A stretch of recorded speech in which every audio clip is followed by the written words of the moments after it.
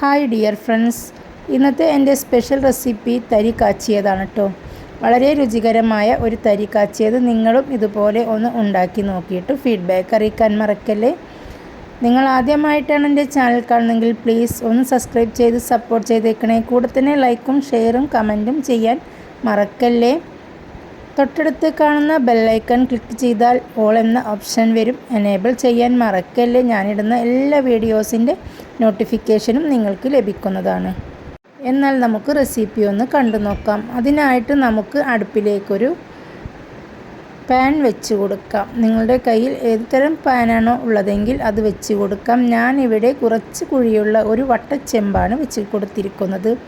ഒരു സ്റ്റീലിൻ്റെ വട്ടച്ചെമ്പിലേക്ക് നമുക്ക് ചൂടായി കഴിഞ്ഞാൽ നമുക്കൊരു 4 ടേബിൾ സ്പൂൺ നെയ്യ് ഒഴിച്ചു കൊടുക്കാം. പശുവിൻ നെയ്യാണ് ഒഴിച്ചു കൊടുത്തിരിക്കുന്നത്. ഇനി ഇതിലേക്ക് നമുക്ക് വളരെ കനം കുറച്ച് ചെറുതായിട്ട് പൊടിയായി അരിഞ്ഞെടുത്ത നമ്മുടെ ചുവന്നുള്ളി, ഒരു 5-6 അല്ലി ചുവന്നുള്ളി എടുത്തിട്ട് അത് വളരെ കനം കുറച്ച് അരിഞ്ഞിട്ട് നമുക്കിതിലേക്ക് ഇട്ട് കൊടുക്കാം.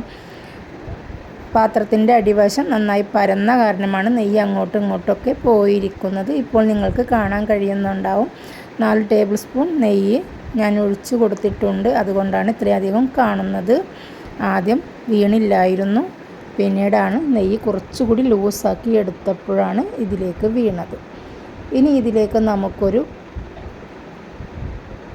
1/2 ടീസ്പൂൺ നമുക്ക് മുന്തിരി ഇട്ട് കൊടുക്കാം. അതുപോലെ തന്നെ കുറച്ച് അണ്ടിപ്പരിപ്പും കൂടി നമുക്കിതിലേക്ക് ചേർത്ത് കൊടുക്കാം. എന്നിട്ട് നമുക്കിതൊന്ന് ഫ്രൈ ആക്കി എടുക്കാം.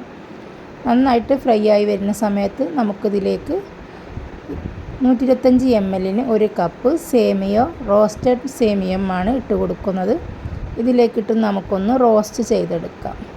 നന്നായിട്ട് റോസ്റ്റ് ചെയ്തതിന് ശേഷം ഇതിലേക്ക് നമുക്കൊരു 2 കപ്പ് വെള്ളം ഒഴിച്ചു കൊടുക്കാം. ആദ്യം 1 കപ്പ് ഒഴിച്ച് നന്നായിട്ട് തന്നെ നമുക്കൊന്ന് മിക്സാക്കി കൊടുക്കാം.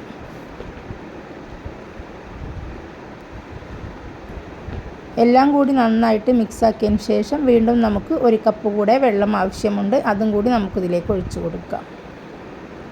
എന്നിട്ട് നമുക്കിത് വേവാനായിട്ട് ഒരു 5 മിനിറ്റ് സമയം കൊടുക്കാം.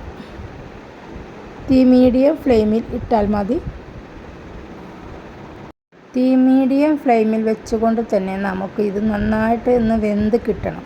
അങ്ങനെ വെന്ത് വന്ന സമയത്ത് നമുക്കിതിലേക്ക് പാലൊഴിച്ച് കൊടുക്കാം. ഞാനിതിലേക്ക് 250 ml 4 കപ്പ് പാലാണ് ഒഴിച്ചു കൊടുക്കുന്നത്. കൂടെ ഒരു 1/4 കപ്പ് പാലും കൂടെ ഒഴിച്ചു കൊടുത്തിട്ടുണ്ട്. നിങ്ങളുടെ വീട്ടിലെ അംഗങ്ങൾക്ക് അനുസരിച്ചിട്ട് വേണം നിങ്ങൾ പാലെല്ലാം ഒഴിച്ചു കൊടുക്കാനായിട്ട്. നിങ്ങൾക്കിതിലേക്ക് വേണമെങ്കിൽ 2 കപ്പ് വെള്ളം കൂടെ ചേർത്ത് കൊടുക്കാം. എന്നിട്ട് നന്നായിട്ട് തിളക്കണം. തീ നമുക്ക് ഹൈ ഫ്ലെയിമിലേക്ക് മാറ്റി കൊടുക്കാം. ഇനി ഇതിലേക്ക് നമുക്ക് ഒരു നുള്ളു ഉപ്പിട്ട് കൊടുക്കാം. പിന്നെ നമുക്കൊരു 1/4 കപ്പ് പഞ്ചസാര കൂടി ചേർത്ത് കൊടുക്കാം. മധുരം നിങ്ങൾക്ക് നിങ്ങളുടെ ഇഷ്ടാനുസരണം ചേർത്ത് കൊടുക്കാം. എന്നിട്ട് നന്നായിട്ട് ഇളക്കി കൊടുക്കാം. ഇനി നമുക്കിത് നന്നായിട്ട് പതഞ്ഞ് തിളച്ച് പൊന്തണം. ആ ഒരു പരുവമായി കിട്ടാൻ നമുക്ക് വെയിറ്റ് ചെയ്യാം. അതുവരെ നമുക്കിതിങ്ങനെ ഇളക്കി കൊടുക്കാം. ഇനി ഇതിലേക്ക് 2-3 ഏലക്കായ ചതച്ച കുരു നമുക്ക് ഇട്ട് കൊടുക്കാം. പൊടിയാണെങ്കിൽ നിങ്ങൾക്കൊരു 1/4 ടീസ്പൂൺ ഇട്ട് കൊടുക്കാം. ഇപ്പോൾ നമ്മുടെ പാലിവിടെ തിളച്ച് നന്നായിട്ട് പൊന്തി വന്നിട്ടുണ്ട്. ഈ സമയത്ത് നമുക്ക് റവ ഇട്ട് കൊടുക്കാം. റവ ഇടുമ്പോൾ കട്ട പിടിക്കാതിരിക്കാനായിട്ട് ഇളക്കിക്കൊണ്ടേ ഇരിക്കണം. ഇതിലേക്ക് 2 ടേബിൾ സ്പൂൺ റവ നമുക്ക് ഇട്ട് കൊടുക്കാം. ഒരു കൈ കൊണ്ട് ഇട്ട് കൊടുക്കുമ്പോൾ മറ്റേ കൈ കൊണ്ട് നമുക്ക് തവ വച്ച് ഇളക്കി കൊടുക്കാം. കൈവിടാതെ നന്നായിട്ട് വേണം ഇത് ഇളക്കി യോജിപ്പിക്കാനായിട്ട്. പെട്ടെന്ന് കുറുകി വരും നമ്മുടെ ഈ പായസം. നമ്മൾ ഈ തരി കാച്ചിയത് പെട്ടെന്ന് കുറുകി കിട്ടാനായിട്ടാണ് നമുക്ക് റവ ചേർക്കുന്നത്. റവ ചേർത്ത് കഴിഞ്ഞാൽ തന്നെ നന്നായിട്ട് കുറുകി വരും. കണ്ടില്ലേ, ഇതുപോലെ ഇരിക്കും നമ്മുടെ ഈ സേമിയ പായസം. ഒരു 5 മിനിറ്റ് കഴിയുമ്പോഴേക്കും നമ്മുടെ റവയെല്ലാം വെന്ത് അടിപൊളി ഒരു സേമിയ തരി കാച്ചിയതായിട്ട് നമുക്കിത് മാറും. അപ്പോൾ ചൂടാറിന് ശേഷം നമുക്കിതൊരു സെർവിങ് ബൗളിലേക്ക് മാറ്റി കൊടുക്കാം. വളരെ രുചികരമായ ഒരു തരി കാച്ചിയതാണിത്. നിങ്ങൾ ഇതുപോലെ തന്നെ ഒന്ന് ട്രൈ ചെയ്ത് നോക്കുക. ഫീഡ്ബാക്ക് അറിയിക്കാൻ മറക്കല്ലേ.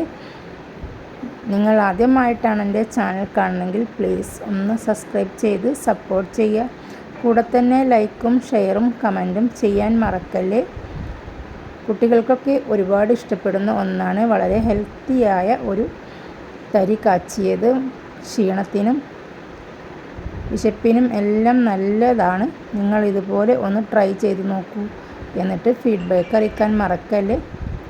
നമുക്കിതിൻ്റെ മീതെ കാഷ്യൂനട്ടൊക്കെ വെച്ച് അലങ്കരിക്കാം കേട്ടോ.